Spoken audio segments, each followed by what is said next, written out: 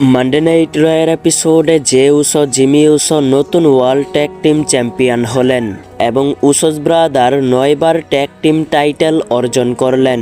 বিশেষ করে Monday night রয়ের এপিসোডে ড্রাগন লি এজে স্টাইলস তাদের tag team title Jey Uso Jimmy উসোর বিরুদ্ধে ডিফেন্ড করেছিলেন। তবে এই চারজন লোকই কত ভালো মাপের রেসলার আপনারা সকলেই জানেন।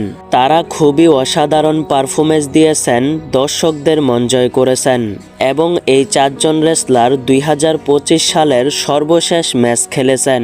তবে যাই হোক, ড্রাগন লি এজে স্টাইলস অনেক চেষ্টা করেও জে উসো জিমি উসোকে হারাতে পারে নাই, বরং উসোস ব্রাদার সমানে টক্কর দিয়ে এজে স্টাইলস ড্রাগন লিকে হারিয়ে নতুন ওয়ার্ল্ড ট্যাগ টিম চ্যাম্পিয়ন হয়েছেন এবং আশ্চর্যজনকভাবেই তাদেরকে চ্যাম্পিয়ন বানানো হয়েছে।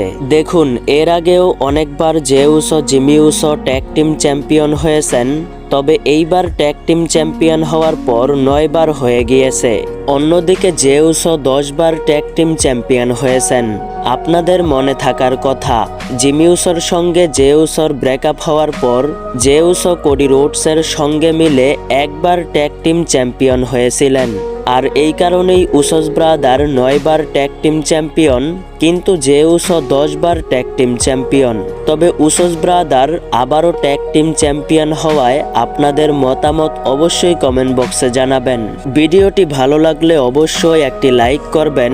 এই চ্যানেলে রেসলিং সম্পর্কে নিয়মিত ভিডিও পেতে হলে চ্যানেলটিকে সাবস্ক্রাইব করে পাশেই থাকবেন। ধন্যবাদ।